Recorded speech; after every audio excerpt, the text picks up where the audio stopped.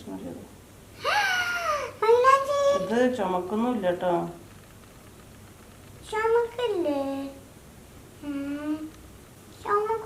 പെരുന്നാളിൻ്റെ തലേദിവസം രാത്രി കുറച്ച് മെഹന്തി ഇട്ടെടുത്തിട്ടുണ്ടായിരുന്നു ഫതുവിന്. എനിക്ക് സത്യം പറഞ്ഞാൽ ഈ ഒരു മെഹന്തി ഡിസൈനിങ് തീരെ അറിയാത്തൊരു മേഖലയാണ്. പക്ഷെ ഞാൻ വേറൊരു വീഡിയോ നോക്കിയിട്ട് അതുപോലെ ചെയ്യാനൊക്കെ നോക്കിയതാണ്. പക്ഷെ സക്സസ് ആയിട്ടില്ല, പാളിപ്പോയി. പക്ഷെ കുഴപ്പമില്ല, ഫതുവിനായതുകൊണ്ട് കയ്യിൽ റെഡ് കളർ കണ്ടാൽ മാത്രം മതി. അങ്ങനെ മൈലാഞ്ചിയൊക്കെ ഇട്ട് കിടക്കാൻ പോവുകയാണ്. അത് കഴിഞ്ഞിട്ട് ഇനി ബാക്കി കാര്യങ്ങളൊക്കെ നമുക്ക് രാവിലത്തെ ഫുഡിൻ്റെ വിശേഷങ്ങൾ നോക്കാം. അപ്പോൾ ഇന്ന് രാവിലെ ആദ്യത്തെ പണിയെന്ന് പറയുന്നത് കുറച്ച് ഉണ്ണിയപ്പം ഉണ്ടാക്കാനുണ്ടായിരുന്നു. അപ്പോൾ കുറച്ചൊക്കെ ഞാൻ ഉണ്ടാക്കി വെച്ചിട്ടുണ്ട്. ബാക്കി ഉണ്ണിയപ്പം ഉണ്ടാക്കിക്കൊണ്ടിരിക്കുകയാണ്. പിന്നെ ഉണ്ണിയപ്പത്തിൻ്റെ റെസിപ്പി നമ്മൾ ഇതുവരെ ഷെയർ ചെയ്തിട്ടില്ല കേട്ടോ. ഉടനെ തന്നെ ഷെയർ ചെയ്യാം. എന്തായാലും ഡീറ്റെയിൽ ആയിട്ട് പറയാനില്ല. അപ്പോൾ അതുകൊണ്ടാണ് ഞാൻ മാവ് അരയ്ക്കുന്നതിൽ കാണിക്കാതിരുന്നത്. തലേദിവസം രാത്രി അരച്ച് വെച്ചിട്ടുള്ള മാവായിരുന്നു കേട്ടോ. അപ്പോൾ അതുകൊണ്ട് നല്ല ഉഷാറായിട്ട് പൊങ്ങിയൊക്കെ വന്നിട്ടുണ്ട്. ഇതിപ്പോൾ ഉണ്ണിയപ്പം ഉണ്ടാക്കുന്ന നമ്മൾ അടുത്തുള്ള കുറച്ച് ആളുകൾക്ക് കൊടുക്കാനൊക്കെ വേണ്ടിയിട്ടാണ്. ഉണ്ണിയപ്പത്തിൻ്റെ പരിപാടി ആദ്യം അങ്ങ് തീർത്ത് വെച്ച് കഴിഞ്ഞാൽ പിന്നെ ബാക്കി കാര്യങ്ങൾ വേഗം വേഗം നോക്കാമല്ലോ എന്ന് വിചാരിച്ചിട്ടാണ്. അപ്പോൾ നമ്മൾ ഉണ്ണിയപ്പം ഏകദേശമൊക്കെ റെഡി ആയിട്ടുണ്ട്. ഉണ്ണിയപ്പവും നെയ്യപ്പമൊക്കെ ആകുമ്പോൾ നമ്മൾ സാധാരണ തലേദിവസം രാത്രിയൊക്കെ വേഗം ഉണ്ടാക്കി വെക്കലുണ്ട് നാട്ടിലൊക്കെ ആവുന്ന സമയത്ത്. ഇവിടെയൊക്കെ പിന്നെ ഞാൻ കുറച്ച് അളവിൽ എടുക്കുള്ളൂ, 1/2 കിലോ അരി വെച്ചിട്ടൊക്കെ എടുക്കലുള്ളൂ കേട്ടോ. അപ്പോൾ അതുകൊണ്ടാണ് രാവിലെ ഉണ്ടാക്കാൻ വേണ്ടി നിന്നിട്ടുള്ളത്. അപ്പോൾ ഉണ്ണിയപ്പത്തിൻ്റെ പരിപാടി മൊത്തത്തിൽ അങ്ങ് കഴിഞ്ഞിട്ടുണ്ട്. ഇനിയിപ്പോൾ ചെയ്യാനുള്ളത് ലഞ്ചിന് വേണ്ടിയിട്ട് ഇന്ന് മന്തിയാണ് റെഡിയാക്കുന്നത്. അപ്പോൾ ഈ മന്തി ഉണ്ടാക്കുന്ന സമയത്ത് നമ്മൾ മുൻപ് റെസിപ്പി ഷെയർ ചെയ്തിട്ടുണ്ട്. അതിൽ നിന്ന് കുറച്ച് വ്യത്യാസമായിട്ട് അന്ന് നമ്മൾ ഇതിൽ പച്ചമുളക് ചേർത്തിട്ടില്ല കേട്ടോ. അപ്പം ഈ മസാലയൊക്കെ ആദ്യം മിക്സാക്കി വെക്കുന്ന സമയത്ത് ഒരു 3 പച്ചമുളക് എടുത്തിട്ടുണ്ട്. അത് ഇതുപോലെ ചെറുതായിട്ട് മുറിച്ചിട്ട് കൊടുക്കുകയാണെങ്കിൽ കുറച്ചുകൂടെ നന്നായിരിക്കും കേട്ടോ. അപ്പോൾ അന്നത്തെ മന്തി തന്നെ ചെയ്ത് നോക്കിയിട്ട് ഒരുപാട് ആളുകൾ നല്ല കമൻറ്റ്സ് പറഞ്ഞിട്ടുണ്ട്. പക്ഷേ നിങ്ങൾ ഇനി ചെയ്യുന്ന സമയത്ത് ഇതുകൂടെ ഒന്ന് ചെയ്ത് നോക്കും. അതുപോലെ തന്നെ നമ്മൾ 1-2 ടിപ്സ് കൂടെ പറയുന്നുണ്ട് കേട്ടോ. ഞാൻ ചോറ് വെക്കുന്ന സമയത്തൊക്കെ പറയാം. അന്നത്തെ ടേസ്റ്റ് ഉണ്ട്, പക്ഷേ കുറച്ചുകൂടെ നന്നായി കിട്ടുന്നുണ്ട്. അപ്പോൾ മന്തി ആദ്യം ഈ ഉണ്ണിയപ്പം കഴിഞ്ഞപാട് തന്നെ ഞാൻ മന്തിയിലേക്കുള്ള മസാല റെഡിയാക്കി അങ്ങ് ഫ്രിഡ്ജിലേക്ക് വെക്കുകയാണ്. അങ്ങനെ ആകുമ്പോൾ പിന്നെ നമുക്ക് ബാക്കി പണികളൊക്കെ കഴിഞ്ഞ് വരുമ്പോഴേക്കും ഇത് മസാലയൊക്കെ പിടിച്ച് സെറ്റ് ആയിക്കോളും. അപ്പോൾ ആദ്യം തന്നെ ഈ പരിപാടി അങ്ങ് തീർത്ത് വെച്ചു. ഇനിയിപ്പോൾ ബ്രേക്ക്ഫാസ്റ്റ് കഴിക്കാനുള്ള സമയമായിട്ടുണ്ട്. അപ്പോൾ തലേദിവസം രാത്രി ഞാൻ അപ്പത്തിന് വേണ്ടിയിട്ടുള്ള മാവ് അരച്ച് വെച്ചിട്ടുണ്ടായിരുന്നു. വെള്ളപ്പം ഉണ്ടാക്കുന്ന ടേസ്റ്റി ആയിട്ടുള്ള റെസിപ്പി നമ്മൾ കുറേ മുൻപ് ചാനൽ തുടങ്ങിയ സമയത്ത് ഷെയർ ചെയ്തിട്ടുണ്ട്. അപ്പോൾ അതുകൊണ്ടാണ് ഞാൻ മാവ് അരയ്ക്കുന്നതൊന്നും ഇതിൽ കാണിക്കാത്തത് കേട്ടോ. അപ്പോൾ വെള്ളപ്പം അങ്ങ് ചുട്ട് വെക്കാം. നടുഭാഗമൊക്കെ നല്ല പഞ്ഞിയായിട്ട് സൈഡൊക്കെ നല്ല മുരിഞ്ഞ് വന്നിട്ട് നമ്മൾ വെള്ളപ്പം റെഡി ആയിട്ടുണ്ട്. ബാക്കിയുള്ള അപ്പം ഇതുപോലെ തന്നെ ചുട്ട് റെഡിയാക്കി വെക്കാം. അപ്പത്തിൻ്റെ കൂടെ കഴിക്കാൻ വേണ്ടിയിട്ട് നമ്മൾ സിമ്പിളായിട്ട് ഉണ്ടാക്കുന്ന വെജിറ്റബിൾ കുറുമ ഉണ്ടല്ലോ, അതാണ് ഉണ്ടാക്കി വെച്ചിട്ടുള്ളത്. വെജിറ്റബിൾ കുറുമ അതുപോലെ തന്നെ ഈസി ആയിട്ട് ഉണ്ടാക്കാൻ പറ്റുന്ന വെജിറ്റബിൾ സ്റ്റൂവിൻ്റെ റെസിപ്പി നമ്മൾ മുൻപ് ഷെയർ ചെയ്തിട്ടുള്ളതാണ്. അപ്പോൾ അതിൻ്റെയൊക്കെ ലിങ്ക് ഞാൻ ഡിസ്ക്രിപ്ഷൻ ബോക്സിൽ കൊടുക്കാം കേട്ടോ. ഈ ഒരു വെജിറ്റബിൾ കുറുമയും നമ്മൾ അപ്പവും തമ്മിൽ സൂപ്പർ കോമ്പിനേഷൻ ആയിരിക്കും. അപ്പോൾ ഇത് റെഡി ആയിട്ടുണ്ട്. ഞങ്ങൾ ബ്രേക്ക്ഫാസ്റ്റൊക്കെ കഴിച്ചിട്ട് വരാം. രാവിലെ ഒരു 7 മണിയൊക്കെ ആയപ്പോഴേക്കും ബ്രേക്ക്ഫാസ്റ്റിൻ്റെ പരിപാടിയൊക്കെ കഴിഞ്ഞു. ഇനി പായസം ഉണ്ടാക്കണം. പായസം ഉണ്ടാക്കിയിട്ട് നമുക്ക് താഴെ കടകളിലുള്ള കുറച്ച് ആളുകൾക്ക് കൊണ്ടു കൊടുക്കണം. അപ്പോൾ അതിന് വേണ്ടിയിട്ട് ഞാൻ കാരമൽ സേമിയ പായസമാണ് റെഡിയാക്കുന്നത്. ഇതിൻ്റെ റെസിപ്പി നമ്മൾ പണ്ട് ചെയ്തിട്ടുണ്ട് കേട്ടോ. അപ്പോൾ ആദ്യം 1 കപ്പ് പഞ്ചസാര കുറച്ച് വെള്ളം കൂടി ചേർത്തിട്ട് നന്നായിട്ടൊന്ന് കാരമൽ ചെയ്തെടുക്കുകയാണ്. കാരമൽ ചെയ്യുമ്പോൾ നമ്മൾ എപ്പോഴും പറയുന്ന പോലെ തന്നെ ചെറിയ തീയിലിട്ടിട്ട് വേണം ചെയ്തെടുക്കാൻ, അല്ലെങ്കിൽ ഒരു കയ്പ്പ് ടേസ്റ്റ് ഉണ്ടാവും. അതുപോലെ തന്നെ സ്പൂണൊന്നും വെച്ച് ഇളക്കി കൊടുക്കുകയൊന്നും വേണ്ട. ഇതുപോലെ കളറൊന്ന് മാറി വരുമ്പോൾ ചെറുതായിട്ട് ഇങ്ങനെ ചുറ്റിച്ചു കൊടുത്താൽ മാത്രം മതിയാകും. എന്നിട്ട് നല്ല കളറ് മാറി വരുന്ന സമയത്ത് കുറച്ച് തിളച്ച വെള്ളം ഒരു 5-6 ടേബിൾ സ്പൂൺ ഒഴിച്ചു കൊടുക്കുക കേട്ടോ. ഡയറക്റ്റ് ഇതിലേക്ക് പാൽ ഒഴിക്കേണ്ട, ചിലപ്പോൾ പിരിഞ്ഞു പോകും. അപ്പോൾ അതുകൊണ്ട് ഒരു ഇത്തിരി വെള്ളം ഇതുപോലെ ഒഴിച്ചിട്ട് നല്ലോണം ഒന്ന് മിക്സ് ആക്കിയിട്ട് ഗ്യാസ് ഒന്ന് ഓഫാക്കുക. എന്നിട്ട് ഇതിൻ്റെ തിളയൊന്ന് നിന്നതിന് ശേഷം നമ്മൾ പാൽ ഒഴിച്ചു കൊടുത്താൽ മതി കേട്ടോ. ചിലപ്പോൾ ഒന്നിച്ച് ഈ ഒരു കാരമലിലേക്ക് ഒഴിക്കുന്ന സമയത്ത് പിരിഞ്ഞു പോകുന്ന പ്രശ്നം കേട്ടിട്ടുണ്ട്. അങ്ങനെ സംഭവിച്ചിട്ടില്ല, എന്നാലും അങ്ങനെ വരണ്ടല്ലോ. അപ്പോൾ അതുകൊണ്ട് ഈ തിളയൊന്ന് നിന്നോട്ടെ. ഞാനിപ്പോൾ ഇവിടെ ഒരു 2 ലിറ്റർ പാലിനുള്ള പായസമാണ് റെഡിയാക്കുന്നത്. അപ്പോൾ അതിൻ്റെ തിളയൊക്കെ ഒന്ന് കഴിഞ്ഞപ്പോൾ 2 ലിറ്റർ പാൽ ഇതിലേക്ക് ഒഴിച്ചു കൊടുക്കുക. അതിലേക്കൊരു 1 ലിറ്റർ അല്ലെങ്കിൽ 3/4 ലിറ്റർ വെള്ളവും കൂടി ഒഴിച്ചു കൊടുക്കുന്നുണ്ട്. ഇളക്കി കൊടുക്കേണ്ട കാര്യം മറന്നു പോകരുത് കേട്ടോ. പാലും വെള്ളവും കൂടെ അത്യാവശ്യമൊക്കെ ഒന്ന് ചൂടായി വരുന്ന സമയത്ത് ഇതിലേക്ക് നമുക്ക് സേമിയ ചേർത്ത് കൊടുക്കണം. പാൽ അത്യാവശ്യമൊക്കെ നന്നായി ചൂടായിട്ടുണ്ട്. അപ്പോൾ അതിന് വേണ്ടിയിട്ട് വറുത്ത് വെച്ചിട്ടുള്ള ഏകദേശം 1/4 കപ്പ് സേമിയാണ്. ഒരു 3/4 കപ്പ് സേമിയ വറുത്തതും കുറച്ച് വറുക്കാത്തതും കൂടിയാണ്. നമ്മൾ മുൻപത്തെ പായസത്തിൻ്റെ റെസിപ്പിയിൽ അതിൻ്റെ കാര്യങ്ങളൊക്കെ പറഞ്ഞിട്ടുണ്ട്. അത്യാവശ്യം ആ ഒരു രീതിയിലാണ് ചെയ്തിട്ടുള്ളത്. അതിൻ്റെ കൂടെ തന്നെ കുറച്ച് സാബുനരി ഞാൻ വേവിച്ച് വെച്ചിട്ടുണ്ടായിരുന്നു കേട്ടോ. വേറെ വേവിച്ച് വെച്ചിട്ടുള്ളതാണ്. അതുകൂടെ ഇതിലേക്ക് അങ്ങ് ചേർത്ത് കൊടുക്കുന്നുണ്ട്. ബാക്കി ഇതിൽ കിടന്നങ്ങ് തിളച്ച് വെന്തോളും. സാബുനരി എന്ന് പറഞ്ഞാൽ നമ്മൾ ജവ്വരി ഉണ്ടല്ലോ, സാഗോ സീഡാണ്.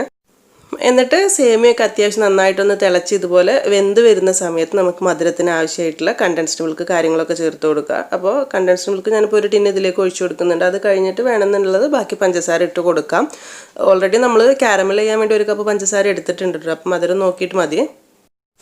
എന്നിട്ട് പായസം ആയതിനു ശേഷം മധുരം ഒന്ന് ബാലൻസ് ചെയ്യാൻ വേണ്ടിയിട്ട് കുറച്ച് ഉപ്പ് കൂടി ഇട്ട് കൊടുക്കുന്നുണ്ട്. അതുപോലെ തന്നെ കുറച്ച് ഏലക്കയും അതുപോലെ തന്നെ ഏലക്ക തൊലി കളഞ്ഞതും പിന്നെ പഞ്ചസാരയും കൂടെ മിക്സിയുടെ ജാറിലിട്ട് നന്നായിട്ടൊന്ന് പൊടിച്ചിട്ട് അതുകൂടെ ഇട്ട് കൊടുത്തിട്ട് നന്നായിട്ടൊന്ന് മിക്സ് ആക്കി വെക്കുക. ഇത് കഴിഞ്ഞിട്ട് ഇനി നമുക്കിതിലേക്ക് കുറച്ച് കാഷ്യൂ മുന്തിരിയൊക്കെ ഒന്ന് വറുത്തിട്ടാൽ മാത്രം മതി. നെയ്യിൽ വറുത്തെടുത്തിട്ടുള്ള കുറച്ച് കാഷ്യൂ മുന്തിരി ഇട്ട് കൊടുക്കുക. ഇതിന് പകരം നമ്മൾ അന്ന് ചെയ്ത പോലെ തന്നെ കാരമൽ ചെയ്തിട്ടുള്ള കാഷ്യൂ ഒക്കെ വേണമെങ്കിൽ അതും ചെയ്യാം കേട്ടോ. അപ്പോൾ നമ്മൾ പായസം റെഡി ആയിട്ടുണ്ട്. ഇത് അടച്ചിട്ടൊരു സൈഡിലേക്ക് വെക്കാം. എന്നിട്ടൊരു 10-15 മിനിറ്റ് ഒന്ന് സെറ്റായി വരുന്ന സമയത്ത് ഞാൻ താഴേക്കൊക്കെ കൊണ്ടുപോകാൻ വേണ്ടിയിട്ട് പാത്രത്തിലേക്ക് ആക്കി മാറ്റിയിട്ടുണ്ട് കേട്ടോ. അപ്പം ഇത് കൊണ്ടു കൊടുക്കാൻ വേണ്ടിയിട്ട് ഫതു ഷെമിക്കയും കൂടെ താഴെ പോവുകയാണ്. കുറേ കാലമായി ഫതു താഴെയൊക്കെ പോയിട്ട് പുറത്ത് പോവലേ ഇല്ല. അപ്പോൾ ഇന്നെന്തായാലും ജസ്റ്റ് ഒന്ന് താഴെ കടയിലൊന്ന് കൊണ്ടു കൊടുത്തിട്ട് വരാമെന്ന് വെച്ചിട്ട് അവർ പോയിട്ടുള്ളതാണ്. പിന്നെ രാവിലെ തന്നെ ഫതു കുളിയൊക്കെ കഴിഞ്ഞിട്ട് ഡ്രസ്സൊക്കെ മാറിയിട്ടുണ്ടായിരുന്നു. അതൊന്നും ഞാൻ വീഡിയോയിൽ കാര്യമായിട്ട് ഉൾപ്പെടുത്തിയിട്ടില്ല. രാവിലെ പള്ളിയിലല്ലല്ലോ നിസ്കാരം, നമുക്ക് വീട്ടിൽ തന്നെയായിരുന്നല്ലോ. അപ്പോൾ ആ സമയമായപ്പോൾ തന്നെ രാവിലെ തന്നെ 5 മണിയൊക്കെ ആയപ്പോൾ തന്നെ എഴുന്നേറ്റ് കുളിച്ച് പുതിയ ഡ്രസ്സൊക്കെ ഇട്ടിട്ടുണ്ടായിരുന്നു. പിന്നെ പുറത്ത് പോയ സമയത്ത് ഈ പറഞ്ഞ പോലെ തന്നെ കൊറോണ പ്രശ്നം ആയതുകൊണ്ട് തന്നെ ആളുകളൊന്നും കാര്യമായിട്ടൊന്നും പുറത്തില്ല. നമ്മളും കുറേ കാലമായി പുറത്തൊക്കെ പോയിട്ട്. അപ്പോൾ അവർ പുറത്ത് പോയ സമയം കൊണ്ട് ഞാൻ എൻ്റെ പണികളിലേക്ക് ഒക്കെ കിടന്നിട്ടുണ്ടായിരുന്നു. നമ്മളെ മന്തി വേവിക്കാനായിട്ട് വെച്ചിട്ടുണ്ടായിരുന്നു. മന്തിയിൽ ചിക്കൻ എങ്ങനെയാണ് നല്ല രീതിയിൽ വേവിച്ചെടുക്കുക നമ്മൾ ഡീറ്റെയിൽ ആയിട്ട് പറഞ്ഞിട്ടുണ്ടായിരുന്നല്ലോ. അതായത് എപ്പോഴും നല്ല ചെറിയ തീയിലിട്ടിട്ട് വേണം ചെയ്തെടുക്കാൻ, കരിഞ്ഞു പോകരുത്. ചെറിയ തീയിലിട്ടിട്ട് തിരിച്ചും മറിച്ചും ഇട്ടിട്ട് അടച്ച് വെച്ചിട്ട് തന്നെ ചെയ്തെടുക്കണം. അപ്പോഴാണ് നല്ല സോഫ്റ്റ് ആയിട്ടും ടേസ്റ്റി ആയിട്ടുള്ള ചിക്കൻ നമുക്ക് കിട്ടുക. അപ്പോൾ ചിക്കൻ ഇവിടെ റെഡിയാവുന്ന ഈ ഒരു സമയം കൊണ്ട് ഇതിലേക്കുള്ള അരി വേവിച്ചെടുക്കണം. അപ്പോൾ അരിയൊക്കെ കുതിർത്ത് വെച്ചിട്ടുണ്ടായിരുന്നു. അപ്പോൾ അരി വേവിക്കുന്ന സമയത്ത് നമ്മൾ വെള്ളം തിളപ്പിച്ച് പട്ട, ഗ്രാമ്പു, ഏലക്ക ഇട്ടിട്ടുണ്ട്. അതുപോലെ തന്നെ ചെറിയൊരു ഉണക്കനാരങ്ങ ഇട്ട് കൊടുത്തിട്ടുണ്ട്. കുറച്ച് സൺഫ്ലവർ ഓയിൽ ഒഴിച്ചു കൊടുത്തിട്ടുണ്ട്. പിന്നെ ഇതിലേക്ക് വേണമെന്നുണ്ടെങ്കിൽ ഒരു മാഗി ക്യൂബിൻ്റെ കുറച്ച് ചേർത്ത് കൊടുക്കട്ടെ. ഞാനിപ്പോൾ 1 കിലോ അരിയൊന്നും വെക്കുന്നില്ല, ഒരു 3.5 കപ്പ് അരി എടുത്തിട്ടുള്ളൂ. അപ്പോൾ അതുകൊണ്ടാണ് 1ൻ്റെ പകുതി എടുത്തിട്ടുള്ളത്. ഇത് മുൻപത്തെ റെസിപ്പിയിൽ ചെയ്തിട്ടില്ല എന്ന് എനിക്ക് തോന്നുന്നു. മാഗി ക്യൂബ് വേണമെങ്കിൽ അതുകൂടി ഇട്ട് കൊടുക്കുകയാണെങ്കിൽ നമ്മളെ ചോറിന് കുറച്ചുകൂടി ടേസ്റ്റ് കൂടുതൽ കിട്ടും. അതുപോലെ തന്നെ ഒരു 1/2 ടേബിൾ സ്പൂൺ മന്തി മസാല, അറബിക് സ്പൈസസ് മസാല ഉണ്ടെങ്കിൽ അതും ഇട്ട് കൊടുക്കാം. ഇതൊന്നും നമ്മൾ അന്നത്തേൽ ചെയ്തിട്ടില്ല, ജസ്റ്റ് വേണമെങ്കിൽ ചെയ്യാന്നുള്ളൂ, ഇല്ലാതെയും ചെയ്യാം. പാകത്തിന് ഉപ്പൊക്കെ ഇട്ട് നല്ലോണം തിളച്ച് വരുന്ന സമയത്ത് ഇതിലേക്ക് കുതിർത്ത് വെച്ചിട്ടുള്ള ബസ്മതി റൈസ്, വൈറ്റ് സെല്ല റൈസാണ് ചേർത്ത് കൊടുക്കുന്നത്. അപ്പോൾ ഒരു കാര്യം പറയാനുള്ള വെച്ചാൽ നമ്മൾ അന്ന് 1 കിലോ ചിക്കൻ എടുത്ത സമയത്ത് 1 കിലോ തന്നെ അരി എടുത്തിട്ടുണ്ടായിരുന്നു. പക്ഷെ എപ്പോഴും മന്തിക്ക് 1 കിലോ ചിക്കൻ്റെ മസാല ചെയ്യുന്ന സമയത്ത് 3/4 കിലോ അരി എടുത്താൽ മതി കേട്ടോ. അപ്പോഴാണ് കുറച്ചുകൂടെ നല്ല ആ ഒരു ക്യാപ്സിക്കും കാര്യങ്ങളൊക്കെ കുറച്ചുകൂടെ അരിയിലേക്കൊന്ന് പിടിച്ച് മസാലയായിട്ടിരിക്കുന്നത്. അപ്പോൾ അതൊന്ന് ശ്രദ്ധിക്കുക. എപ്പോഴും 1 കിലോ ചിക്കൻ എടുക്കുന്ന സമയത്ത് 3/4 കിലോ അരി മതി കേട്ടോ. അരി ഏകദേശം വെന്തുകൊണ്ടിരിക്കുന്നുണ്ട്. അപ്പോൾ ആ സമയത്ത് നമ്മൾ ചിക്കൻ റെഡി ആയിട്ടുണ്ട്. അപ്പോൾ ഇതിൽ നിന്ന് കുറച്ച് ഈ ഒരു ചിക്കൻ വെന്ത് വന്നിട്ടുള്ള ഓയിലിൽ നിന്ന് കുറച്ചൊന്ന് കോരി മാറ്റി വെക്കാം കേട്ടോ. ഇത് നമ്മൾ ചോറ് ദം ചെയ്യുന്ന സമയത്ത് ഇടയിലൂടെ ഇങ്ങനെ ഒഴിച്ചു കൊടുക്കുകയാണെങ്കിൽ കുറച്ചുകൂടെ നല്ലൊരു ടേസ്റ്റും ഫ്ലേവറും ചോറിലേക്ക് പിടിക്കുന്നുണ്ട്. അപ്പോൾ അതിന് വേണ്ടിയിട്ട് കുറച്ച് മാറ്റി വെക്കുക. ആ ഒരു ക്യാപ്സിക്കത്തോട് കൂടി തന്നെ എടുക്കുക, കുഴപ്പമൊന്നുമില്ല. ചോറ് കറക്റ്റ് വേവായി വരുന്ന സമയത്ത് വെള്ളത്തിൽ നിന്ന് ഊറ്റിയെടുക്കുകയാണ് ചെയ്യുന്നത്. നമ്മൾ നെയ്ച്ചോറ് പോലെ വറ്റിച്ചെടുക്കുന്നില്ല. അപ്പോൾ ഇത് ഊറ്റിയിട്ട് ഒരു സൈഡിലേക്ക് എടുത്ത് വെക്കുക. എന്നിട്ട് നമ്മൾ റെഡിയാക്കി വെച്ചിട്ടുണ്ടായിരുന്ന ചിക്കൻ്റെ മേലേക്ക് ഇട്ടിട്ട് ജസ്റ്റ് ഒന്ന് ദം ചെയ്തെടുക്കുകയാണ് ചെയ്യുന്നത്.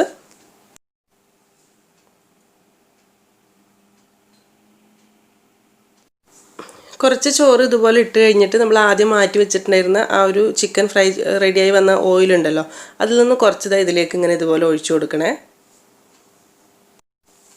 എന്നിട്ട് ബാക്കി ഫുൾ ചോറ് ഇട്ട് കൊടുക്കുക. ബാക്കി കാര്യങ്ങളൊക്കെ നമ്മൾ മുൻപ് ചെയ്ത പോലെ തന്നെ.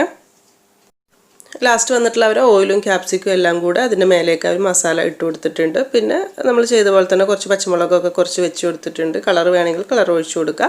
അത് കഴിഞ്ഞിട്ട് ഈ പറഞ്ഞ പോലെ തന്നെ ചോറൊന്ന് സ്മോക്ക് ചെയ്തെടുക്കണം. അതിന് വേണ്ടി ഒരു ചാർക്കോൾ വെച്ച് കൊടുത്തിട്ടുണ്ട്. അതിലേക്ക് ഒരു 2 തുള്ളി ഓയിലും കൂടെ ഉറ്റിക്കുന്ന സമയത്ത് ഇതുപോലെ നല്ലൊരു പുക വരും. ആ സമയത്ത് അടച്ച് വെച്ച് കൊടുക്കുക.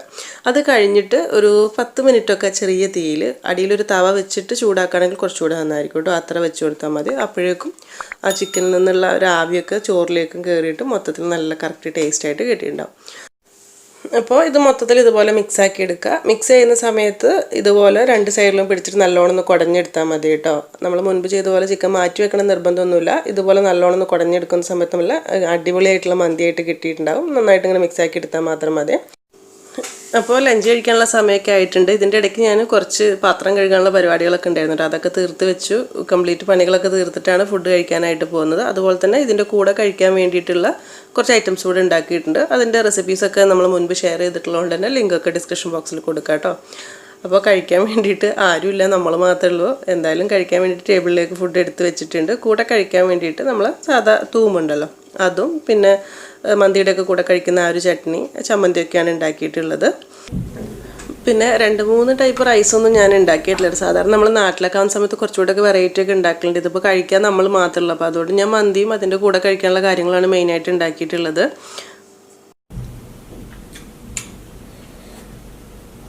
നമ്മളുടെ ഇന്നത്തെ സ്പെഷ്യൽ മന്തിയാണ്. പിന്നെ ഇത് ചില്ലി മയോണൈസ്, ഇത് ചമ്മന്തി, ഇത് എനിക്കറിയില്ല എന്താണ്. പിന്നെ ഇത് മന്തി, chicken. Eid Mubarak all. Thank you. Food കഴിച്ച് കഴിഞ്ഞിട്ട് കഴിക്കാൻ വേണ്ടിയിട്ട് സ്വീറ്റായിട്ട് ചെറിയൊരു ഫ്രൂട്ട് സലാഡാണ് ഉണ്ടാക്കിയിട്ടുള്ളത് കേട്ടോ. സിമ്പിളായിട്ട് ഉണ്ടാക്കാൻ പറ്റുന്ന ഐസ്ക്രീം ഫ്രൂട്ട് സലാഡ് ഉണ്ടാക്കിയിട്ടുണ്ടായിരുന്നു. പായസം കാര്യമായിട്ട് കുടിച്ചിട്ടുണ്ടായിരുന്നില്ല, അപ്പോൾ അതുകൊണ്ട് ഇതൊന്നും ഉണ്ടാക്കി.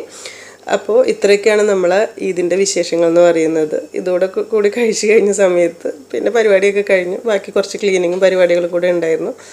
അപ്പോൾ അത്രയേ ഉള്ളൂ നമ്മുടെ ഇത്തവണത്തെ പെരുന്നാളെന്ന് പറയുന്നത്. സാധാരണ ഇവിടെ ആവുന്ന സമയത്ത് പെരുന്നാൾ നമുക്ക് പുറത്ത് എല്ലാം കഴിഞ്ഞിട്ട് ജസ്റ്റ് ഒന്ന് പുറത്ത് പോയി വരലുണ്ടായിരുന്നു. പക്ഷേ ഇപ്പോൾ അറിയാമല്ലോ, മൊത്തത്തിൽ എല്ലാവർക്കും ഇങ്ങനത്തെ പ്രശ്നങ്ങളൊക്കെ തന്നെയാണ്. എന്തായാലും എല്ലാം പെട്ടെന്ന് മാറട്ടെ എന്ന് പ്രാർത്ഥിക്കുക. അത്രയേ ഇപ്പോൾ പറയാൻ പറ്റുള്ളൂ അല്ലേ. അപ്പോൾ എല്ലാവർക്കും വീഡിയോ ഒക്കെ ഇഷ്ടമായി എന്ന് വിചാരിക്കുന്നു. ഇനി നല്ല റെസിപ്പീസായിട്ട് പുതിയ വീഡിയോയിൽ കാണാം കേട്ടോ.